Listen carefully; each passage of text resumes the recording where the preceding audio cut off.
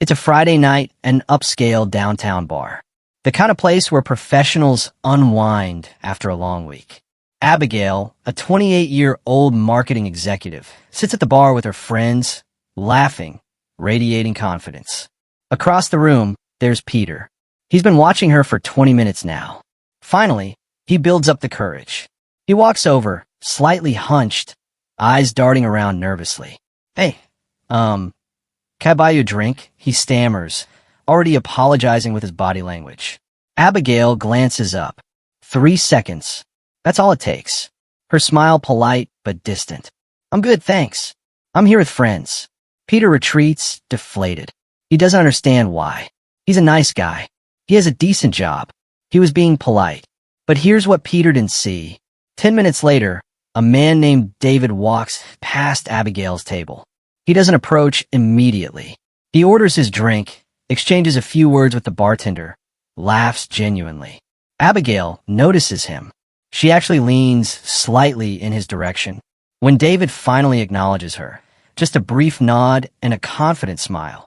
Abigail's the one who creates the opening. You look familiar. Do you work in tech? Same woman. Same night. 2 completely different reactions. Why? What does David have that Peter doesn't? And more importantly, what's happening in Abigail's mind that makes her reject one man instantly while gravitating toward another? The answer might make you uncomfortable. But if you're ready to hear the truth that could transform how women see you, keep watching. Because by the end of this video, you'll understand the invisible forces that make women choose high-value men and exactly how to become one yourself. Let's rewind and see the full picture of Mark's evening. Because this isn't just about one rejection. Earlier that night, Peter spent 45 minutes deciding what to wear. He changed 3 times. Not because he cared about style, but because he was terrified of being judged. He arrived at the bar and immediately pulled out his phone.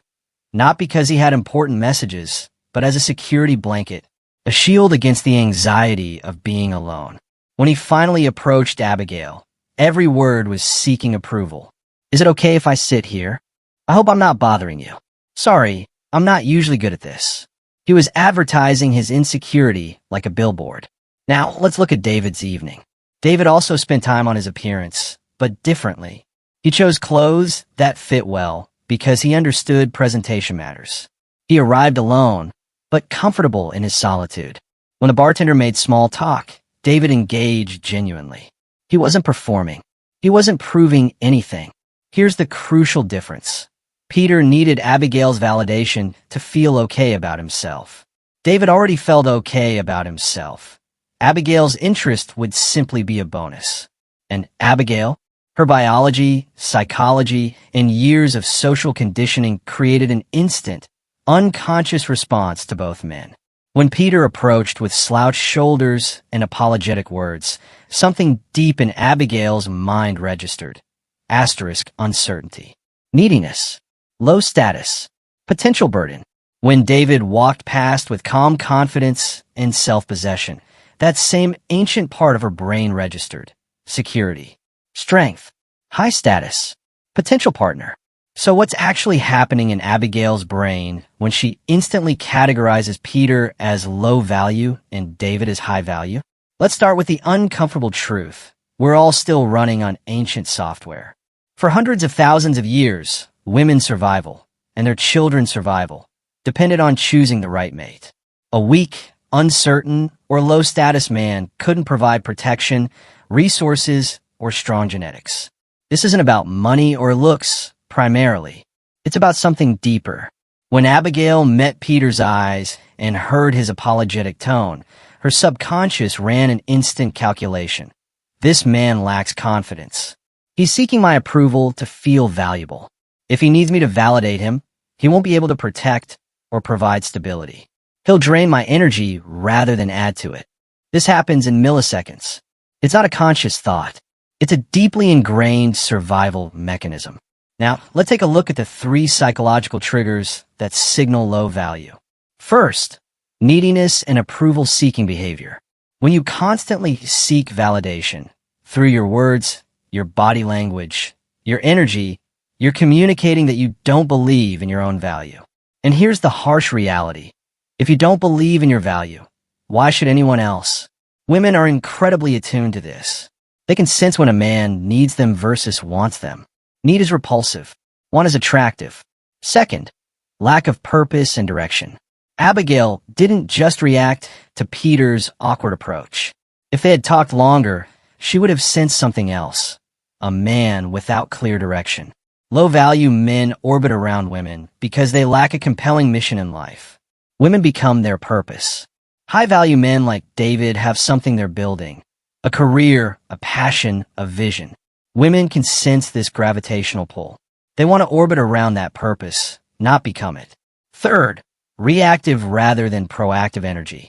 Peter reacted to Abigail. He waited, watched, nervously approached, and immediately adjusted his behavior based on her response. He was in her frame. David created the frame. He didn't ignore Abigail, but he also didn't make her the center of his universe. He was proactive in his life, and Abigail could sense she'd have to step into his world, not the other way around. Here's what's happening chemically in Abigail's brain. When she encountered Peter's low-value signals, her amygdala, the part of the brain that processes threats and safety, registered subtle alarm signals. Not danger exactly, but discomfort. Her cortisol levels might have even ticked up slightly. The feeling? I need to get away from this. With David, something entirely different happened. His calm confidence triggered her brain's reward centers. Her ventral tegmental area released dopamine, the chemical associated with pleasure, motivation, and desire. Her oxytocin levels would rise in extended interaction, creating feelings of trust and bonding. She's not consciously controlling this. Neither are you when you feel attracted to someone. Here's where it gets really interesting and tragic for low-value men. Peter's neediness comes from a deep belief that he's not enough. This belief creates the behaviors, approval-seeking, hesitation, apologizing, that cause rejection. The rejection confirms his belief that he's not enough. The cycle continues. David's confidence comes from a belief in his inherent value. This belief creates behaviors, self-assurance, purpose, boundaries that attract women. The attraction confirms his belief in his value. The cycle continues. Two completely different realities, both self-reinforcing. The beautiful and terrifying truth, you're choosing which cycle you're in. Every single day. Now, if you're Peter in this story, you might be feeling defensive right now. This is shallow. Women should accept me as I am. I'm a good person, and you might be a good person. But attraction isn't a choice, it's a response. The good news? While you can't control how women respond, you can absolutely control the signals you're sending. You can shift from low-value to high-value behaviors. But it requires brutal honesty, consistent work, and the right roadmap. Which brings me to something crucial. Everything I've just shared with you is the what and the why. But you need the how. How do you stop approval-seeking behavior when it's been your default for years? How do you develop genuine confidence? Not fake it. How do you create that magnetic purpose that makes women want to be part of your life? Here's what you need to understand. Every day you wait is another day of living in Peter's world instead of David's. Every interaction where you show up as low value reinforces that pattern in your brain. Let me tell you how Peter's story could end. Two different versions. Version 1. Peter goes home that night feeling rejected and bitter. He tells himself women are shallow, that he's just not attractive enough, that the game is rigged. He watches this video, feels uncomfortable, closes it, and goes back to his old patterns. 6 months later, he's still alone, still confused, still wondering why nothing changes. Version 2. Peter goes home that night and has a moment of brutal honesty. I'm showing up as low value, and women can sense it. He feels the discomfort of that truth, but instead of running from it, he leans in. He watches this video and actually takes action on the guide. He starts with small things, fixing his posture, making eye contact, speaking with conviction instead of apology. He identifies a purpose bigger than getting women to like him. Maybe his career, his fitness, his creative passion, and pours energy into it. 3 months later, he's back at that same bar. But he's different. He's not there desperately seeking validation. He's there because he wants to be comfortable in his own skin. And when he talks to women now, they feel it. That shift from neediness to self-assurance. Some still aren't interested, and that's okay. But others? They lean in. They ask questions. They give him their number without him having to beg for it. 6 months after that, Peter is in a relationship with someone who genuinely desires him. Not because he tricked her or manipulated her, but because he became genuinely valuable. Which version of the story do you want? The truth is, you already know what you need to do. You can feel the gap between where you are and where you want to be.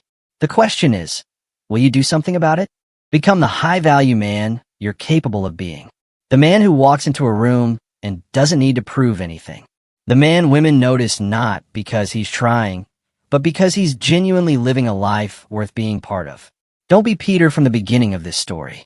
Be the man you see when you imagine your best possible self. If this resonated, hit that subscribe button. Drop a comment telling me what you learned. And share this with someone who might need to hear it. I'll see you in the next video.